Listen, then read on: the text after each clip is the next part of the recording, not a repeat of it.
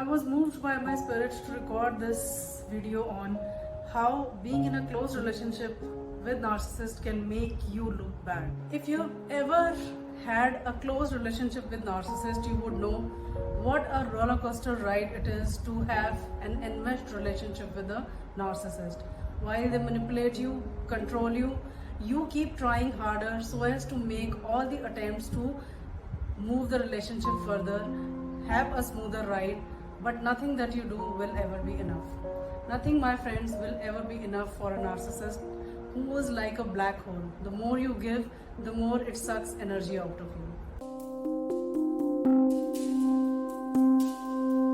Namaskar, I'm Dr. Meenu, and in today's episode, I am talking about the complexity of being in a narcissistic relationship, which can absolutely mess up your mind, which can make you doubt your own capabilities, your own efforts, and also the people around you would in fact judge that you are the wrong person in the relationship. You are the problem and not the narcissist. If you're liking my content, please hit like and subscribe button. It helps the channel reach out to maximum people. So we all know by now that narcissist is a emotionally dysregulated human being. He's a 7-year-old child. When I refer to he or she, please understand that nothing that I say is gender specific. Both males and females.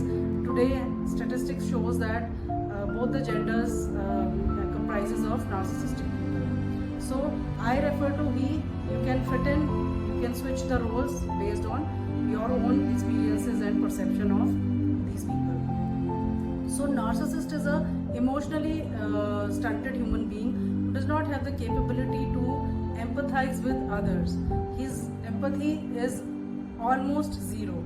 For him, I have to protect myself. In his mind, he thinks that I need to protect myself and I need to control and feel superior to people. Although he needs you to feel good about himself. He cannot feel anything about himself unless he has those fans and followers who are somehow appreciating him, doing work for him and making him feel special. That's the way he feels superior about himself. The magic lies in staying away from such relationships, but sometimes, as the luck would have it, you do get enmeshed in such relationships, and by the time you understand that you are either with a covert or a overt narcissist, it is too late. My attempt is to help you understand the traits so that whenever you understand that you are dealing with someone like that, at least you start working on yourself. Understand that nobody should mess up with your mind, and the statistics also has shown that people develop a lot of mental health issues who stay for a long time with narcissists. There are people who develop anxieties, they develop depression. There are also people who have shown problems of self-doubt. They self-doubt themselves. They feel that they are the wrong people, and therefore the self-esteem starts suffering. There are other issues also, because obviously everything starts with chronic stress. So beginning from mental health, the things migrate towards the physical health also. So stay safe, my friends. At least have an understanding of what kind of personalities they have, what kind of traits they have, so that you stay safe and protect yourself. So before I move on to the fact as to how a narcissist can make you appear to be a bad person in the relationship, I would like to first share with you as to why somebody would let anybody exploit them for a long period of time. There are people who stay for months, for years, for decades, and sometimes even lifetime in such relationships without knowing that they are actually in a toxic cycle which is burning them inside out. People stay in such relationship because of the faulty childhood programming. In some homes, the parents, either one of the parents is narcissist or codependent. Because of that, the kind of environment that parents provide to the kids is not very healthy. So it becomes a norm for the kids to accept that there can be highs and lows in the relationship. Consistency is something that these children, they don't believe in. So either there has to be too much of love or affection, which may even be fake, and then too much of discard and devaluing. So this becomes a very normal situation for these kids who come from such families. Also, in some families, the kids are being told that whatever happens in home stays in home. It should never go out. So even when the parents were abusive, even when the parents were fighting with each other, if the kids tried sharing it with relatives or anybody, they were told to keep quiet and not share anything outside. So this becomes a norm for the kid when they grow up as an adult. Even when they stay in such toxic cycles, their mind or their brain is programmed to remain quiet about such situations. They are also being told that good boys and good girls do not argue. That's also one of the reasons why they not only stay in such toxic cycles, but also remain more tolerant, show more patience in tolerating such kind of people. So let's move on. After understanding as to why somebody stays in such relationships, I also feel that there is one last reason for this, which is we don't have much of awareness about narcissist traits, because I also took a lot of years and decades to understand that there are people with such disorders who walk freely into the society.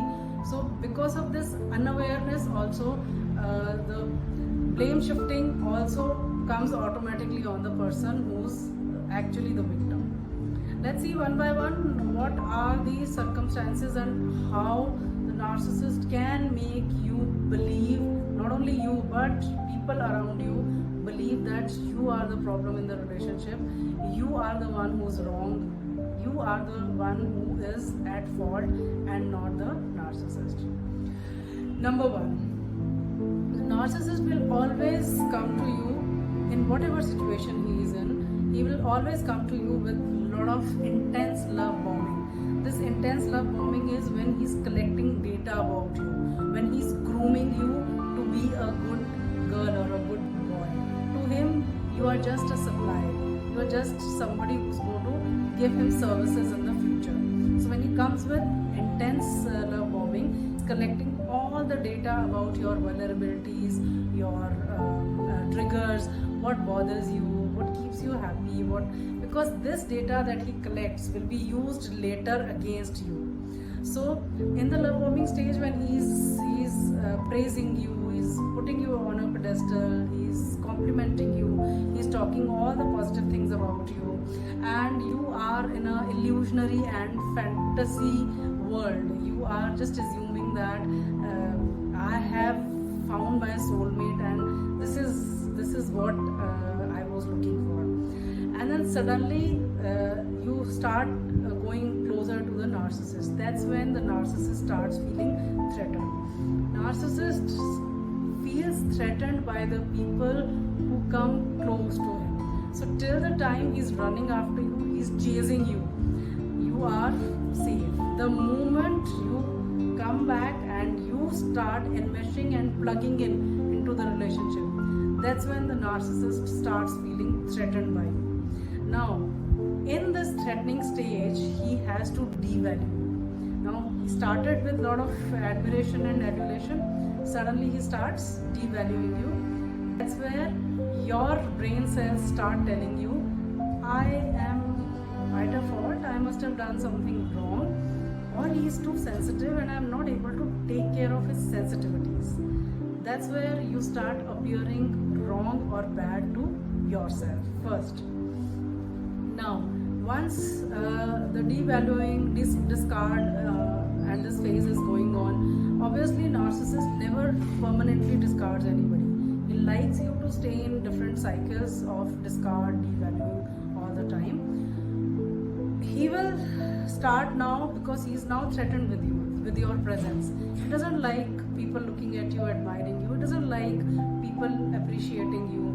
He has to feel good about himself. He needs you to feel good about himself. He needs you to feel superior about himself. And with this superiority superiority need. Now he starts gaslighting you. Gaslighting is when he starts making you doubt your own perception, when he starts making you doubt your own reality of the situation. So now, if you're staying with a narcissist, you will be told every day how wrong you are in every situation, and whatever you are perceiving is completely incorrect.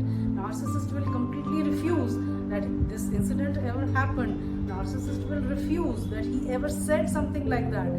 He will ensure that he makes your brain confused about each situation, each event, and each episode. You will, as an average human being, you will start doubting, am I overthinking, or am I not in my senses? Am I doing something wrong? You start appearing wrong, not only to yourself but to people in your family. Now, narcissist also will bait you into arguments. This is a strong weapon that narcissist uses. He has to feel good about himself on a daily basis. On a daily basis, he cannot generate energy like you and me. So he has to bait you into, let's say you do not want to have any discussion with him. You avoid talking too much to him. A stage comes where you feel talking to him is useless because he doesn't understand your point of view. So he will purposely, deliberately, he will pull you into arguments. He will see with normal, healthy people, there would be discussions.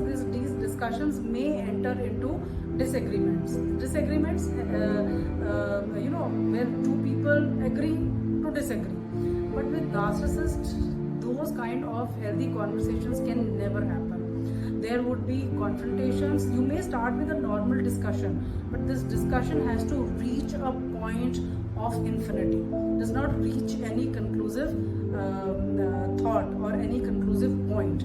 And in between this, from where it started and where it reached, in between there will be personal attacks, there would be blame shifting, there would be some previous incidents which have no relevance to the current situation. Some colleagues, friends, co-workers who have no relevance to that particular topic will be brought in. Your friends are like that, your co-workers are, anybody, the first stage of love bombing, whosoever you had shared about, you like somebody or you dislike somebody, those people will be dragged in the argument. Every argument is all about winning. Every argument or every discussion is all about a game, a competition for the narcissist. So he has to win that, and to win that, there could be any level of personal attack which you could never even imagine in your wildest of dreams. To what extent the narcissist can go. But eventually, as a normal human being, as an empath, you would start reacting. Obviously, when somebody is pulling you into arguments, somebody is baiting you into arguments and personally attacking you, normal average human being would start reacting. And this reactive nature of you becomes the problem. This is what is highlighted not only to you but to the other people, outside people, that you are the problem here. You are the one who is so emotional or oversensitive and shows so much of emotional outburst. Apart from this, narcissist will also have a relationship. Once you are enmeshed into a relationship, narcissist will carry on the relationship with a lot of indifferent attitude, cold attitude, and making you feel invisible in the relationship most of the time. So you will never feel that you are seen. You're never acknowledged. You never feel that you exist.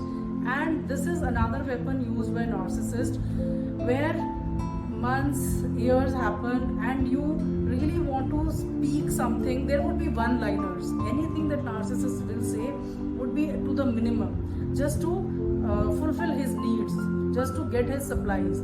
So from all that adulation and admiration with which he started, he'll come down to one-liners. And these one-liners is what starts making you feel frustrated. And this is where your emotional outburst comes in. I mean, everybody when we talk about healthy relationships, there has to be equal give and take. There has to be healthy conversations. There has to be understanding, sharing. If you are having a hard day, you would like to have a friend with whom you can share. With narcissist, you can never think, because in any case, discussions will always lead to proving that you are the wrong person. Even if you share about your office issues or your home issues, you are the one who's always wrong. So you would avoid sharing, but eventually it reaches a position where you start being reactive. You want the person, you're starving for communication, you're starving for a piece of communication, and in this starving phase, you do get emotional outbursts. And when you get emotional outbursts and you blame the person, you become a bad person, you appear a bad person. And this is what is highlighted, because narcissist never said anything to you.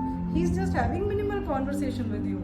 He's not he's only manipulating you, which is known between you and the narcissist. So to the third parties, you are the one who is wrong, who appears to be wrong in such a dynamic. Apart from this, another very strong weapon that narcissist uses is silent treatments. Silent treatments can be completely exhaustive for the victim, because again, this is one step down of those one-liners and cold treatment. He's already giving you cold treatment, and in extremes he would take it to, once he abuses you, verbally abuses you, blame shifts you, points fingers at you, he suddenly goes into silence, goes into shell and stops talking to you. Thus, this completely shutting himself off could be for days, months, sometimes even years, and you really don't understand, especially if you're staying under the same roof. You really don't understand how to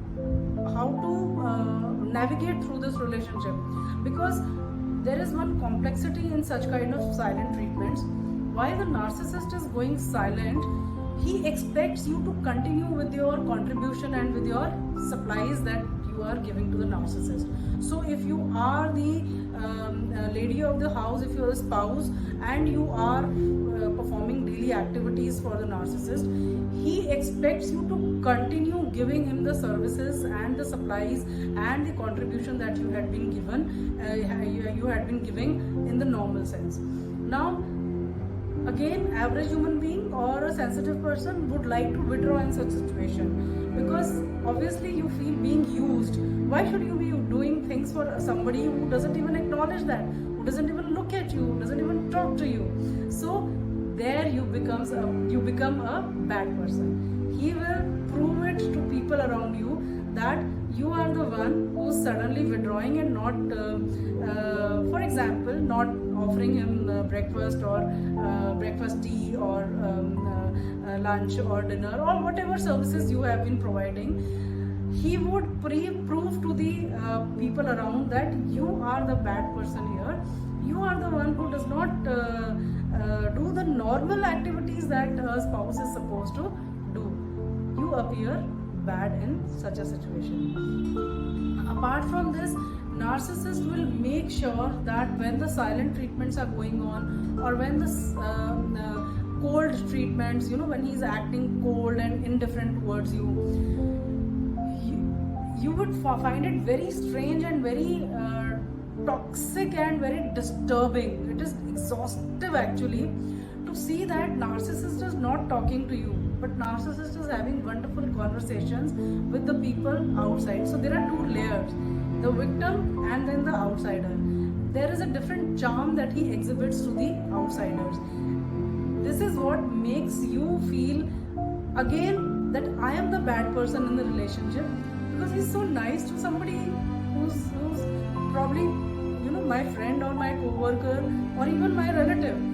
In the love bombing stage, if you had shared about somebody whom you don't like, the narcissist will see to it that he goes out of his way to be polite, gentle, caring and very good to these people.